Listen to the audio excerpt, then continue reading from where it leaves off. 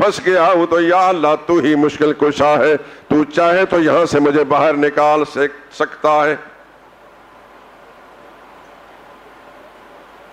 یہ سارا قصہ کس نے سنایا ہمیں؟ اللہ نے اپنی کتاب میں۔ تو پھر جواب کیا ہے؟ فاستجبنا لہ، ادھر ہمارے پیغمبر نے ہمارے دروازے پر دستک دی ہمیں مشکل کشا جانتے ہوئے، یہ جانتے ہوئے کہ اللہ تیرے سوا کوئی مشکل کشا نہیں، تیرے سوا کوئی الہ نہیں، یعنی مشکل کشا کوئی نہیں۔ فاستجبنا لہ، ہم نے فوراً اپنے پیغمبر یونس علیہ السلام کی پکار سن بھی لی اور قبول بھی کر لی، مان بھی لی۔ فاستجبنا، فوراً ہم نے دعا سن لی اور مان لی۔ پھر کیا ہوا؟ فنجیناہ من الغم، ہم نے اس غم سے، مصیبت سے، پریشانی سے یونس علیہ السلام کو نجات بھی دے دی۔ یونس علیہ السلام کا عقیدہ کیا تھا کہ مشکل کشا کون ہے؟ آپ کا عقیدہ کیا ہے؟ دھیمی سی آواز سے۔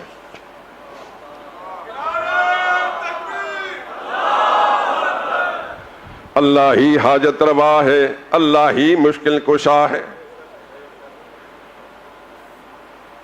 اللہ ہی بیڑے پار کرنے والا ہے،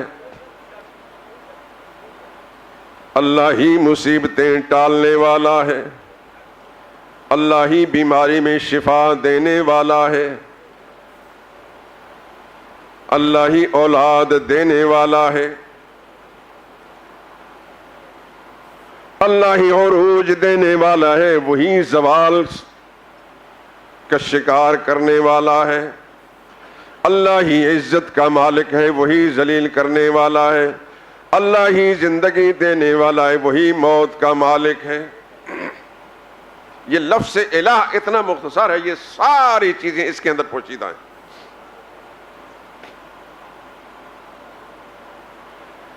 تو کیا ہوا؟ یونس علیہ السلام کو جواب کیا ملا؟ فنجیناہ من الغم، ہم نے یونس علیہ السلام کو اس غم سے، پریشانی سے نجات بھی دے دی۔ آخری جملہ میرے اور آپ کے لیے، وَكَذَلِكَ نُنْجِي الْمُؤْمِنِينَ، ایمان والا، میری ذات پر یقین رکھنے والا، میری طاقت اور قدرت پر یقین رکھنے والا جب بھی کسی مشکل میں مبتلا ہو کر ہمارے دروازے پر دستک دے گا، ہمارا فیصلہ اعلان ہے، کذالک ننجی المؤمنین، ایمان والوں کو ہم یوں ہی مشکلوں سے نکالتے رہا کریں گے۔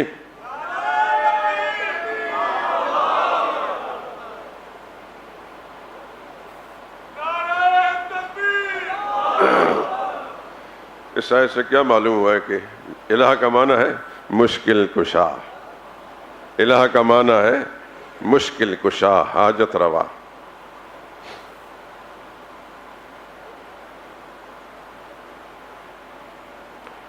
سورہ قصص کی 2 آیتیں ہیں۔ قل ارأيتم ان جعل اللہ علیکم اللیل سرمدا الی یوم القیامہ، لوگوں بتاؤ تو صحیح، اگر اللہ تم پر ہمیشہ ہمیشہ کے لیے رات کر دے، دن نہ لائے، من الہ غیر اللہ یأتیکم بضیاء، پھر کون سا الہ اور ہے جو تمہارے پاس دن کی روشنی لائے؟ معلوم ہوا الہ کا معنی دن کا اجالا لانے والا، الہ کا معنی روشنی لانے والا، الہ کا معنی دن بنانے والا، دن چڑھانے والا۔ دوسری آیت، قل ارأيتم ان جعل اللہ علیکم النہار سرمدا الى یوم القیامت من الہ غیر اللہ یأتیکم بلیل تسکنون فیہ، اگر اللہ تمہارے لیے ہمیشہ کے لیے دن ہی دن بنا دے، رات نہ لائے، تو بتاؤ پھر کون الہ ہے جو تمہارے لیے ایسی رات لائے جس میں تم سکون حاصل کر سکو؟ کیا معلوم ہوا؟ الہ اس کو کہتے ہیں جو راتیں لانے والا، الہ اس کو کہتے ہیں جو دن لانے والا۔ دن اور رات کا مالک وہ الہ ہے. لا الہ الا اللہ. کوئی دن لانے والا نہیں، دن کی اور روشنی دینے والا نہیں، کوئی رات کی اندھیری لانے والا نہیں.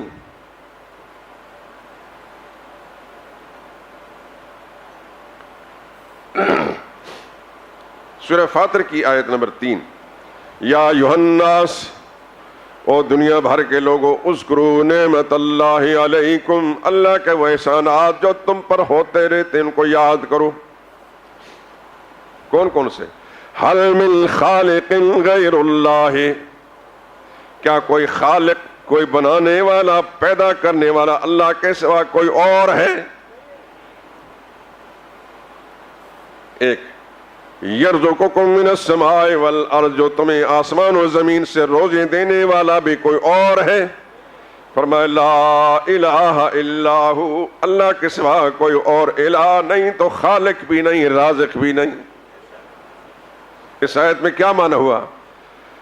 لا الہ الا اللہ، لا خالق الا اللہ ولا رازق الا اللہ. کوئی خالق بھی نہیں اللہ کے سوا، رازق بھی نہیں اللہ کے سوا. قرآن تو پڑھتے ہیں میرے دوستوں، رمضان میں زیادہ تلاوت کرتے ہیں، کبھی ان آیتوں پر غور کر کے جائے کریں.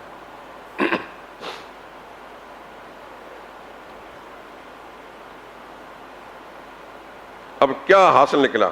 الہ کا معنی ڈوبتے کو بچانے والا. یونس علیہ السلام کو کس نے بچایا؟ اللہ نے. الہ کا معنی رات کے بعد دن کا اجالا لانے والا، دن کے بعد رات لانے والا. الہ کا معنی پیدا کرنے والا، الہ کا معنی رزق دینے والا، الہ کا معنی بارش برسانے والا. 20ویں پارے کے بالکل ابتدا میں دیکھیں تو آپ کو میری اس بات کا یقین آ جائے گا. امن خلق السماوات والارض، یا الہ کا معنی خود قرآن کریم جانے. پوچھو ان سے کس نے بنایا آسمان و زمین. ایک بات. وَأَنزَلَ لَكُم مِّنَ السَّمَاءِ مَاءً، اور کس نے تمہارے لیے آسمان سے پانی اتارا. معلوم ہوتا ہے الہ اسے کہتے ہیں جو بارش برسانے والا ہے، الہ اسے کہتے ہیں جو زمین و آسمان کا بنانے والا ہے. فَأَنبَتْنَا بِهِ حَدَائِقَ ذَاتَ بَهْجَةٍ، پھر ہم نے اس بارش کے ذریعے سے زمین کے اندر تازگی پیدا کر کے اس میں تمہارے لیے لہلاتے باغات پیدا کیے. معلوم ہوا الہ کا معنی باغات اگانے والا.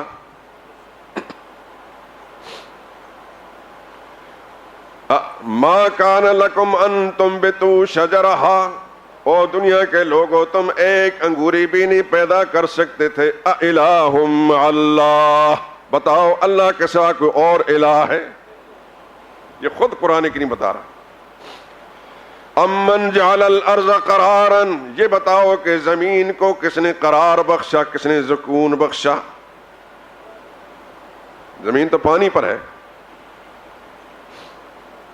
پانی پر کوئی تختہ بچھا کر آپ سکون دے سکتے ہیں. وجعل خلالہا انہارا، بلا بتاؤ کس نے زمین کے دامن پر بڑے بڑے دریا اور ندیاں بہا دیں. پھر ان دریاؤں کے درمیان آڑ روک کس نے رکھی. کسی دریا کا پانی کالا ہے، کسی کا سفید ہے، اور آپس میں گڑبڑ نہیں ہوتے. اِلٰہٌ مع اللہ، بتاؤ کوئی اور الہ ہے اللہ کے ساتھ؟ کیا معنی ہے اس کا؟ زمین کو قرار دینے والا الہ، دریاؤں اور ندیوں کو بہانے والا الہ. امن یجیب المضطر، بلا کون ہے بے قرار کی بے قراری اور فریاد کو سننے والا. اذا دعاہ، جب وہ پکارتا ہے، ویکشف السوء، اور اس کی مصیبت بھی دور کر دیتا ہے. اِلٰہٌ مع اللہ، بتاؤ اللہ کے ساتھ کوئی اور الہ ہے؟ معلوم ہوا کہ مجبور اور بے کس اور بے بس کی فریاد سننے والا اور مرادیں پوری کرنے والا الہ ہے.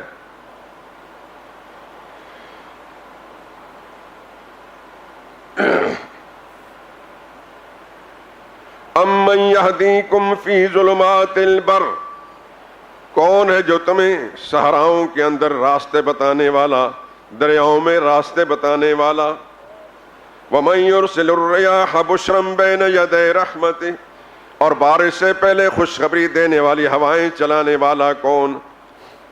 اِلٰہٌ مع اللہ، پھر کو اور الہ ہو سکتا ہے؟ معلوم ہوا صحراؤں میں اور دریاؤں میں رہنمائی کرنے والے کا نام الہ ہے، بارش سے پہلے خوشخبری دینے والی ہوائیں چلانے والا الہ ہے۔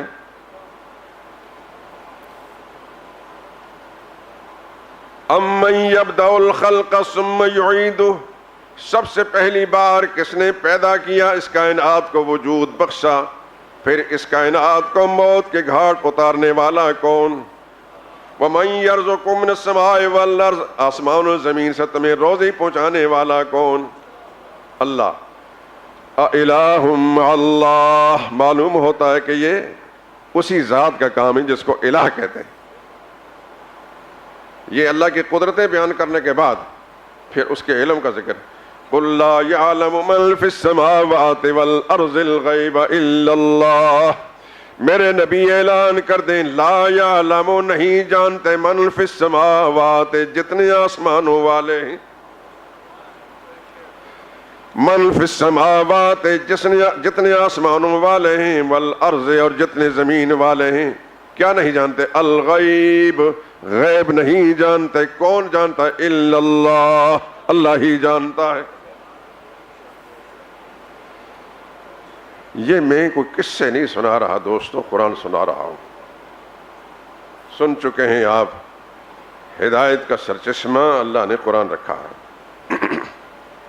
حضور نے آخری خطبے میں فرمایا تھا، لوگوں میں تمہارے پاس اللہ کی کتاب چھوڑے جا رہا ہوں،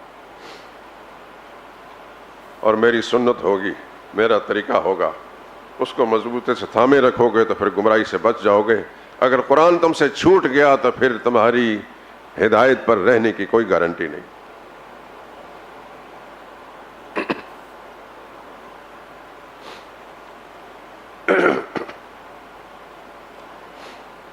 یہ نمونے کے طور پر آیات میں نے آپ کے سامنے پیش کی، بے شمار آیات ہیں اس طرح کی۔ اب ساری بات کا خلاصہ کیا نکلا؟ لا الہ الا اللہ، اللہ ہی الہ ہے اور کوئی الہ نہیں۔ خالق کائنات کا دعویٰ ہے، پوری کائنات میں میرے سوا کوئی الہ نہیں، زمین کی پستیوں میں میرے سوا کوئی الہ نہیں، آسمان کی بلندیوں میں میرے سوا کوئی الہ نہیں، فرش زمین پر بھی کوئی الہ نہیں، عرش بری پر بھی میرے سوا کوئی الہ نہیں، آتشی کرنوں والا سورج بھی الہ نہیں، ضیاء پاشیوں والا چاند بھی الہ نہیں، جگمگاتے ستارے بھی الہ نہیں، نور سے بنے ہوئے فرشتے بھی الہ نہیں، آگ سے بنے ہوئے جنات بھی الہ نہیں، مٹی سے پیدا ہوئے انسان بھی الہ نہیں، جلانے والی آگ بھی الہ نہیں، ٹھاٹھے مارتے ہوئے سمندر بھی الہ نہیں۔ لا الہ الا اللہ، اللہ ہی الہ ہے اور کوئی الہ نہیں۔ کوئی بڑا ہو یا چھوٹا الہ نہیں، کوئی اعلیٰ ہو یا ادنا الہ نہیں، کوئی افضل ہو یا مفضول الہ نہیں، کوئی پیر بھی الہ نہیں، کوئی پیغمبر بھی الہ نہیں، اللہ ہی الہ ہے اور کوئی الہ نہیں۔ کوئی شجر بھی الہ نہیں، کوئی حجر بھی الہ نہیں، یعنی کوئی درخت بھی الہ نہیں، کوئی پتھر اور پہاڑ بھی الہ نہیں، کوئی قبر بھی الہ نہیں، قبر والا بھی الہ نہیں، اللہ ہی الہ ہے اور کوئی الہ نہیں۔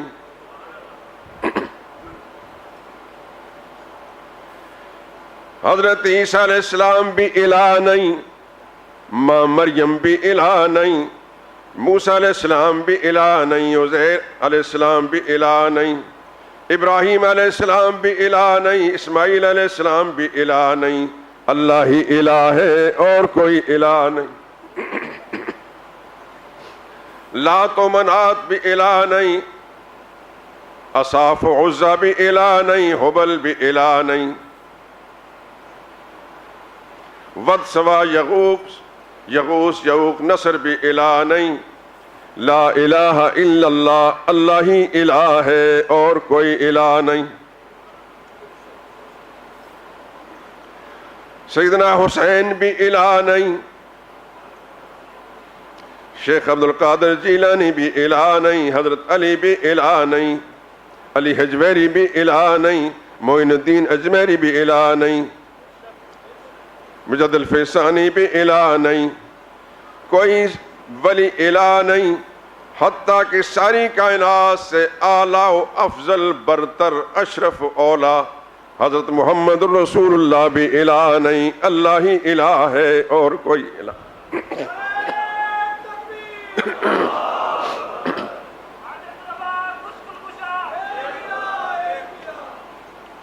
میرے دوستو، آیت الکرسی اگر کسی مسلمان کو سمجھ میں آ جائے نا، رب کعبہ کی قسم، اس کی عزت کی قسم کھا کر کہتا ہوں، پھر اس کا عقیدہ خراب نہیں ہوگا۔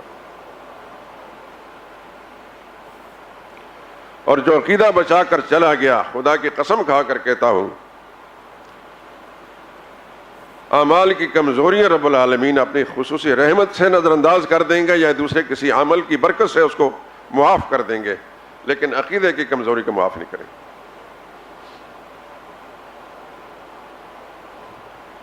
پچھلے جمعے میں آپ سن چکے ہیں کہ نوح علیہ السلام کا بیٹا باپ کے سامنے غرق ہو گیا۔ ابراہیم خلیل اللہ کے بارے میں آپ جانتے ہیں، محمد رسول اللہ کا رتبہ تو سارے نبیوں سے بڑھ کر ہے، مسلمانوں کا عقیدہ ہے، لیکن باقی انبیاء میں جو شان ابراہیم علیہ السلام کی ہے وہ کسی اور پیغمبر کی نہیں۔ یہ بات قرآن سے معلوم ہوتی ہے۔ ابراہیم علیہ السلام کی قربانیاں شمار میں نہیں آتی، اللہ کے دین کی خاطر جو انہوں نے قربانیاں دی۔ ایک جھلکی آپ نے دیکھی تھی جب بت خانے میں داخل ہو کر بت توڑے اور پھر قوم نے ان کے ساتھ کیا سلوک کیا، آگ میں ڈالا، اور اللہ نے پھر کیا فیصلہ کیا، یہ سن چکے ہیں آپ۔ یہ بھی آپ کو معلوم ہے کہ ابراہیم خلیل اللہ پر ایک اور آزمائش آئی، اللہ سے مانگ مانگ کر، دعائیں مانگ مانگ کر ایک بیٹا لیا تھا، حضرت اسماعیل، اکلوتا فرزند۔ اللہ کا امتحان ایسا آیا، حکم ہوا کہ اس کو دور دراز لے جا کر ایک ایسی وادی میں چھوڑنا ہے جہاں نہ کھانا ہے، نہ پانی ہے، نہ پینا ہے، نہ درخت ہے، نہ سایہ ہے، نہ کوئی انسانی آبادی ہے، سنگلاخ وادی ہے۔ بس اس بچے کو اور اس کی ماں کو وہاں جا کر چھوڑاؤ۔ ابراہیم خلیل اللہ اس امتحان میں پورے اترے۔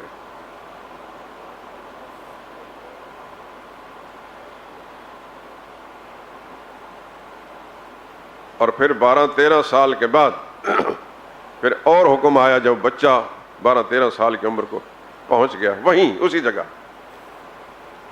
ماں ہاجرہ بھی اسی جگہ میں اور بچہ بھی۔ کس انداز سے، پہلے اس تفصیل میں جانے کی ضرورت نہیں، نہ ہمیں معلوم ہے۔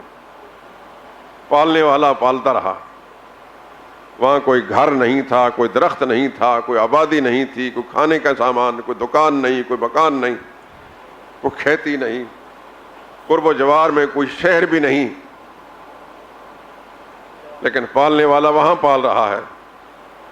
بچہ بڑا ہو گیا، جوانی کے قریب پہنچنے لگا، ایک اور امتحان آیا کہ لے جاؤ اپنے بچے کو، لے جا کر منا کے میدان میں ذبح کرو۔ لیکن یہ حکم صراحتاً ظاہر نہیں آیا تھا، خواب میں۔ خواب دیکھتے ہیں کہ وہ اپنے بیٹے کے گلے پر چھری پھیر رہے ہیں، ذبح کر رہے ہیں۔ یہ مسئلہ آپ کو معلوم ہونا چاہیے، سب مسلمانوں کو۔ ایک ہے وہ خواب جو میں اور آپ دیکھتے ہیں، وہ اچھا بھی ہو سکتا ہے، غلط بھی ہو سکتا ہے۔ امت کا کوئی آدمی خواب دیکھے وہ الہام ربانی بھی ہو سکتا ہے اور القاء شیطانی بھی ہو سکتا ہے، لیکن نبی جو خواب دیکھتے ہیں سوائے اللہ کی الہام سے اور کچھ بھی نہیں ہوتا، اور وہ صحیح ہوتا ہے۔ میرا اور آپ کا خواب جو ہے اس پر عمل کرنا ضروری نہیں، لیکن نبی کو اپنے خواب پر عمل کرنا ضروری ہوتا ہے، کیونکہ اللہ کی وحی ہوتی ہے۔ میں اور آپ اگر اپنے خواب میں دیکھیں ہم اپنے بیٹے کو ذبح کر رہے ہیں تو صبح چھرا لے کر گلے پر پھیرنا شروع کر دیں، یہ حرام ہے، کیونکہ یہ خواب جو ہے اللہ کی طرف سے نہیں ہے، یہ کہ شیطان کا وسوسہ۔ لیکن نبی نے خواب دیکھا کہ میں اپنے بیٹے کو ذبح کر رہا ہوں، یہ اللہ کا حکم تھا، اس پر عمل کرنا لازمی تھا۔ چنانچہ ابراہیم علیہ السلام اس خواب پر عمل کرنے کے لیے اسماعیل علیہ السلام کو منا کے میدان کی طرف لے گئے جہاں قربان گاہ ہے، اور چھری بھی ساتھ لی ہوئی ہے۔ وہاں جا کر بیٹے کے سامنے بیان کرتے ہیں، یا بنی انی اری فی المنام انی اذبحک فانظر ماذا تری، میرے بچے میں نے خواب دیکھا ہے کہ میں آپ کو ذبح کر رہا ہوں، تمہاری کیا رائے ہے؟ اللہ اکبر۔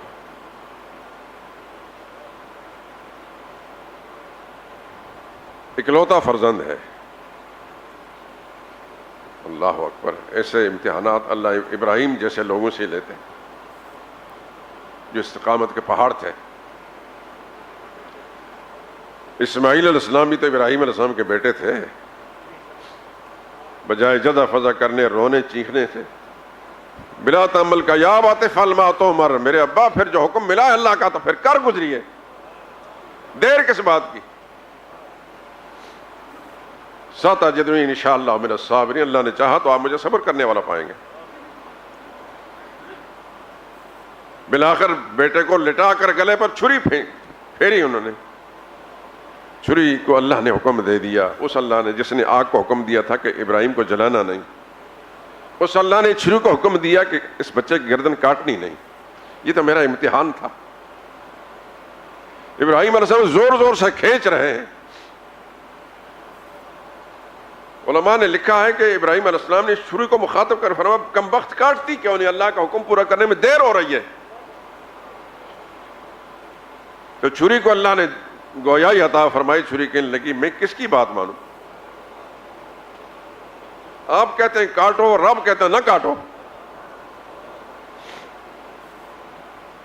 اور کھال کہتی ہے مجھے حکم ملا کہ نہ کاٹو۔ بس پلک جھپکنے کی دیر تھی کہ دیکھا اسماعیل علیہ السلام ادھر کھڑے ہیں اور ابراہیم علیہ السلام کے ہاتھ سے جنت سے لایا ہوا ایک دمبا ذبح ہو گیا۔ اللہ نے اعلان کر دیا قد صدقت الرؤیا، میرے خلیل تم نے اپنے خواب کو سچا کر دکھایا۔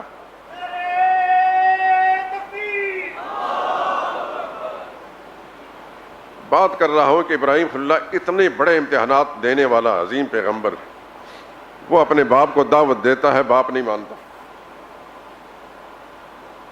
ابراہیم علیہ السلام نے دعا مانگی یا اللہ میرے باپ نے میری بات مانی تو نہیں، لیکن قیامت کے دن اس کی وجہ سے مجھے شرمندگی نہیں ہونی چاہیے، اس کو جہنم میں ڈالا گیا۔ کوئی چاہتا ہے کہ اس کا باپ دوزخ میں جائے؟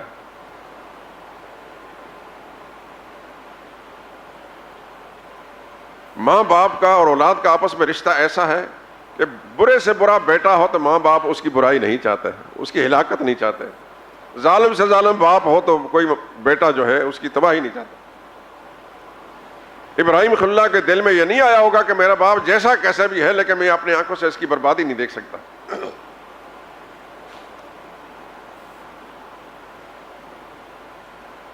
چاہا ہوگا کہ میرا باپ بچ جائے۔ قرآن کریم میں رب اجعلنی مقیم الصلاۃ ومن ذریتی، میرے پالنے والے مجھے نماز قائم کرنے والا بنا دے، میری اولاد کو بھی۔ ربنا وتقبل دعا، میرے اللہ میری دعائیں قبول فرما۔ ربنا اغفر لی ولوالدی، یا اللہ میری بھی بخشش فرما دے، میرے والدین کی فرما دے۔ لیکن ابراہیم علیہ السلام کی یہ دعا قبول نہیں ہوئی۔ ابراہیم علیہ السلام کے والد کو جہنم میں قیامت کے دن فرشتے پھینکیں گے، ابراہیم صلی اللہ علیہ وسلم کھڑے ہوں گے.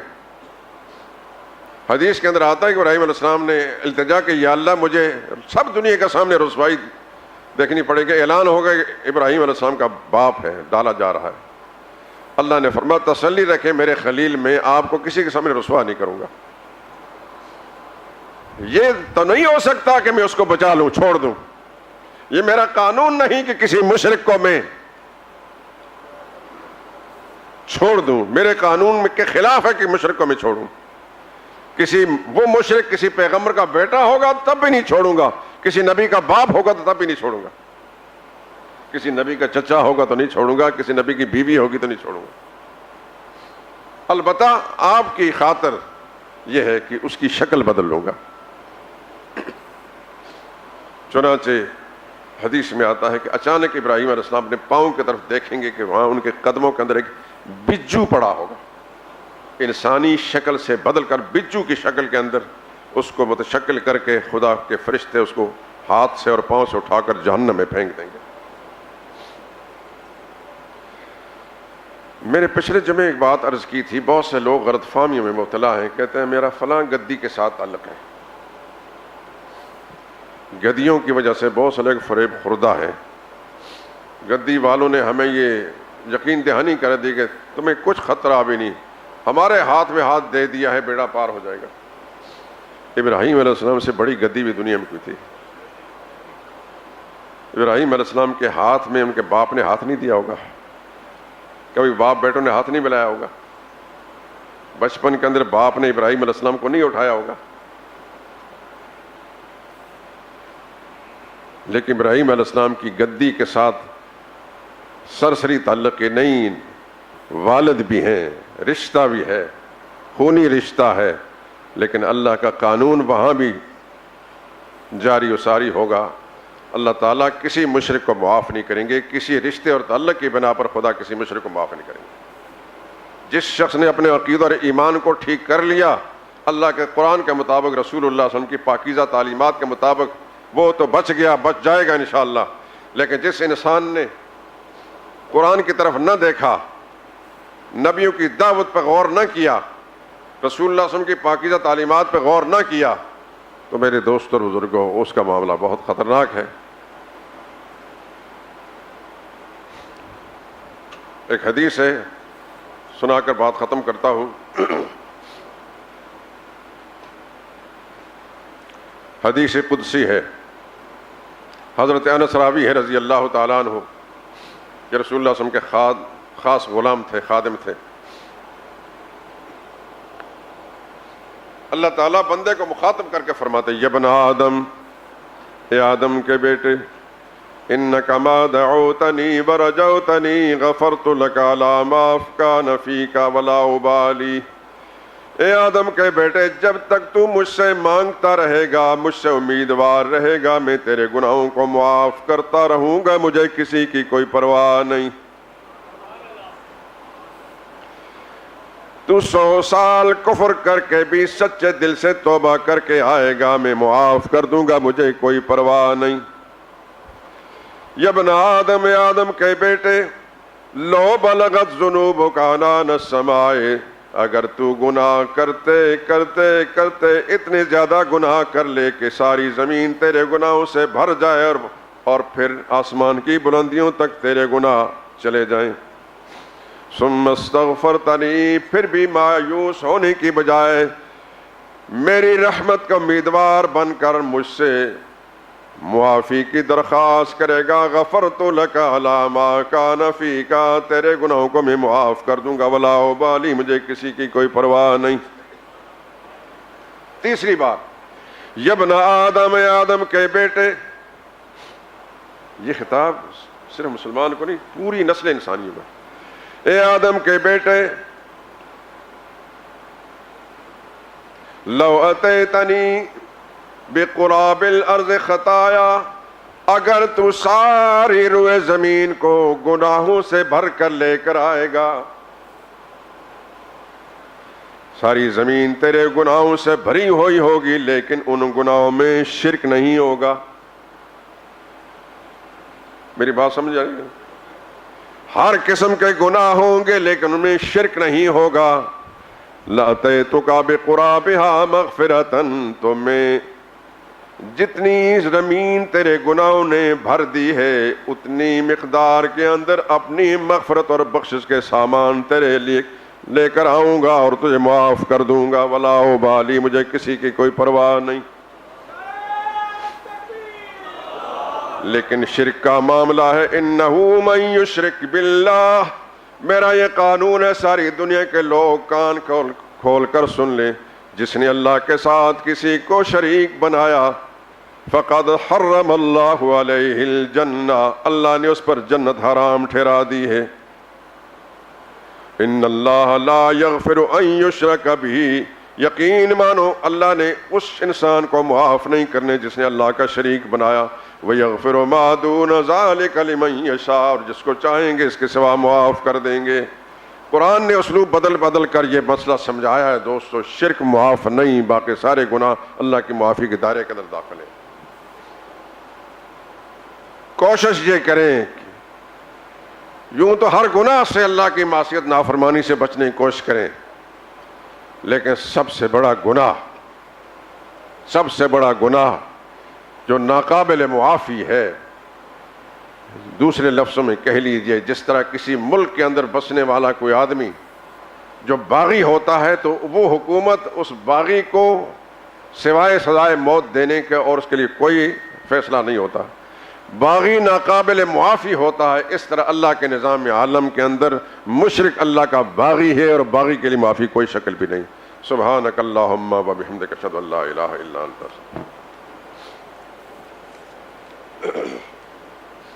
روزے کے دوران ناک، کان یا آنکھ میں دوا ڈالنا صحیح یا نہیں؟ ناک میں اور کان میں دوا نہیں ڈال سکتے، آنکھ میں ڈال سکتے ہیں.